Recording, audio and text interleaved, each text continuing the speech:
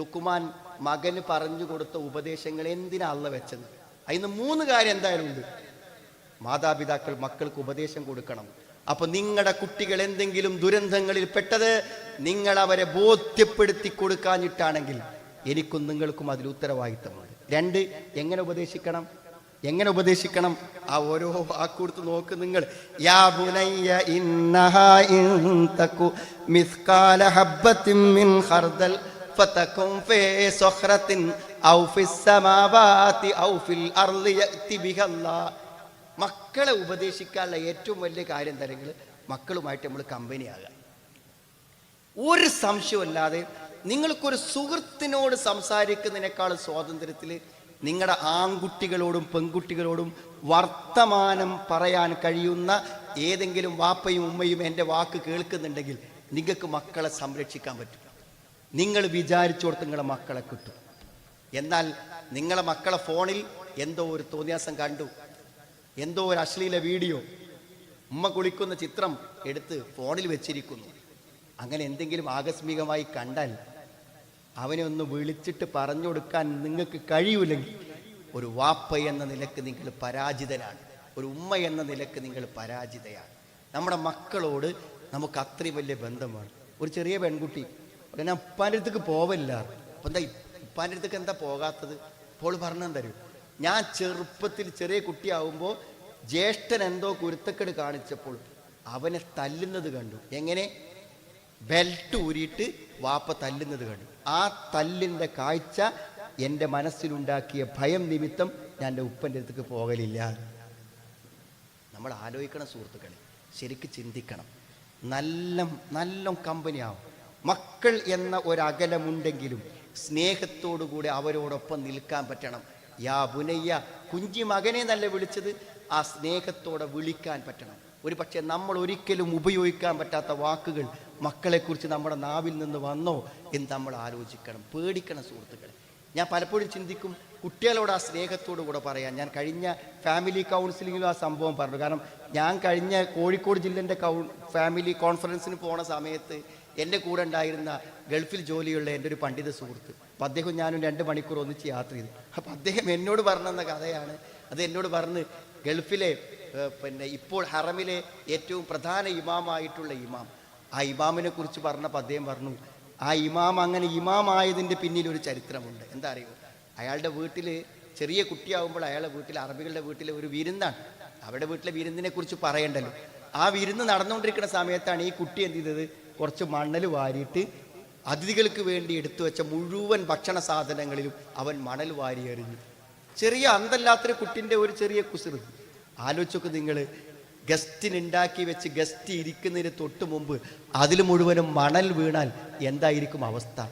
ആ സമയത്ത് ആ ഉമ്മ ചെയ്തതെന്താ നിങ്ങൾ, ഈ കുട്ടിനെ കെട്ടിപ്പിടിച്ചിട്ട് എൻ്റെ മോൻ നല്ല മോനാണ്, അവൻ ഹറമിലെ ഇമാമാകുന്നു. അതൊരു പ്രാർത്ഥനയാണ്. അത് പടച്ചോൻ അങ്ങനെ സ്വീകരിച്ചു. ഇന്ന് ഹറമിലെ ഇമാമിൻ്റെ പേര് ചോദിച്ചാൽ അദ്ദേഹത്തിൻ്റെ പേര് ആദ്യം പറയാം. സുഹൃത്തുക്കളെ, അങ്ങനത്തെ ഒരു സമയത്തും ആ കുട്ടിനെ കെട്ടിപ്പിടിക്കാനുള്ള മനസ്സ്, എത്രയാണ് ആ സ്നേഹം, എത്രയാണ് ആ വാത്സല്യം, എന്താണ് ആ പെരുമാറ്റത്തിൻ്റെ സുഖം. അങ്ങനെ നമ്മുടെ മക്കളോട് പറയാൻ പറ്റും. നിങ്ങൾക്കറിയോ, വേദന പറയാൻ എന്നും ഒരാൾ വേണം. വേദന പറയാൻ എന്നും ഒരാൾ വേണം.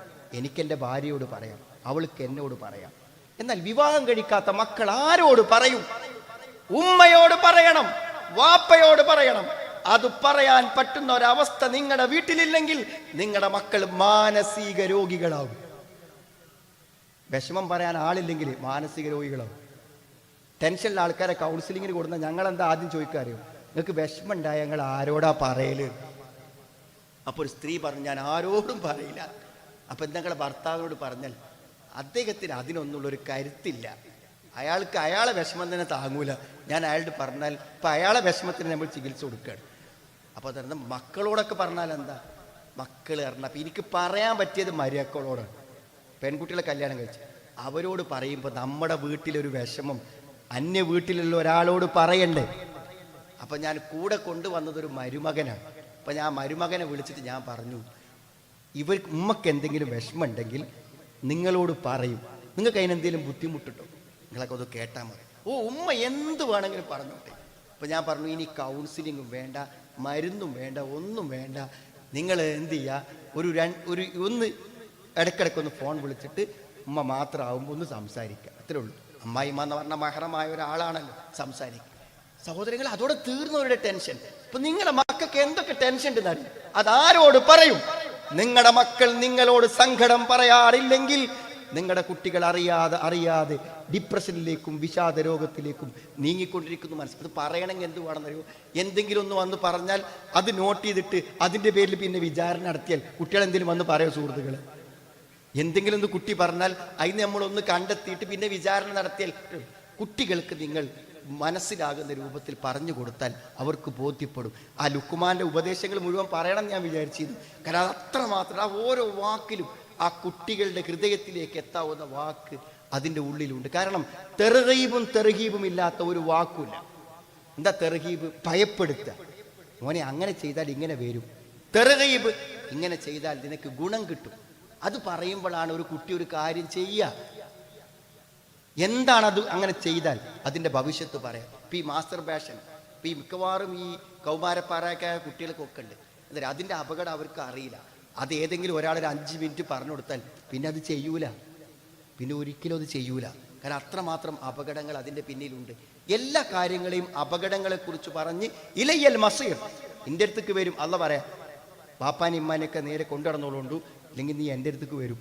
പടച്ചോൻ പറഞ്ഞതാ, എൻ്റെ അടുത്തേക്ക് വരും എന്ന് പറഞ്ഞാൽ ഇന്നഹാ ഇൻ തകു മിസ്കാല ഹബ്ബത്തിൻ മിൻ ഖർദൽ ഫതകും ഫീ സഖറത്തിൻ ഔ ഫിസ് സമാവാതി ഔ ഫിൽ അർളി യഅതി ബിഹല്ലാ ഇന്നല്ലാഹ ലതീഫുൻ ഖബീർ. മോനെ, ഒരു കടുകിന്റെ ചെറിയൊരംശം, അത് കൊണ്ടുപോയി വെക്കാൻ പറ്റാത്ത അത്രയും പ്രയാസമുള്ള പാറക്കുള്ളിൽ കൊണ്ടുപോയി വെച്ചാലും, ആകാശത്തെവിടെയെങ്കിലും കൊണ്ടുപോയി വെച്ചാലും, പ്രവിശാലമായ ആകാശത്തിൽ കൊണ്ടുപോയി വെക്കുന്നത് എന്താ?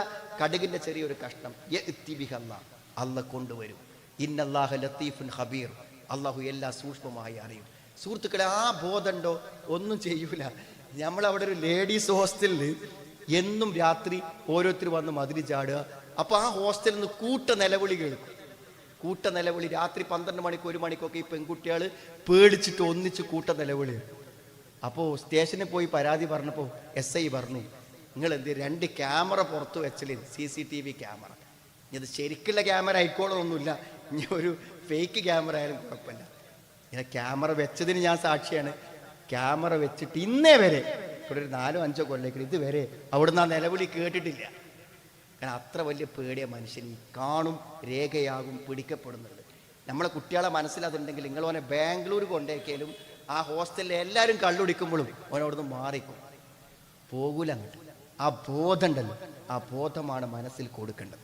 ശരിയായ ബോധം, പടച്ചോനെ കുറിച്ചുള്ള ബോധം. പടച്ചോൻ കണ്ടുകൊണ്ടിരിക്കുന്നു. ഇന്നല്ലദീന യഖ്ശൗന റബ്ബഹും ബിൽ ഗൈബ് ലഹും മഗ്ഫിറത്തും വഅജ്റുൻ കബീർ. വലിയ പ്രതിഫലമാണ് അല്ലാഹുവിനെ പേടിയാണ്. അതിനെന്നെ കൂലിയുണ്ട്, വലിയ പ്രതിഫലം. അപ്പോൾ സുഹൃത്തുക്കളെ, ദീന് നമ്മുടെ മക്കളുടെ മനസ്സിലേക്ക് കയറണം. അതുതന്നെയാണ് പരിഹാരം. അതിനുള്ള അവസരങ്ങൾ ഞങ്ങൾ ഉപയോഗപ്പെടുത്തണം. അതിനുള്ള സന്ദർഭങ്ങളാണ് നമ്മൾ ഉണ്ടാക്കുന്ന എല്ലാ സന്ദർഭങ്ങളും. എല്ലാത്തിൻ്റെയും പരിഹാരം ദീനാണെന്ന് ഞാൻ പറഞ്ഞല്ലോ.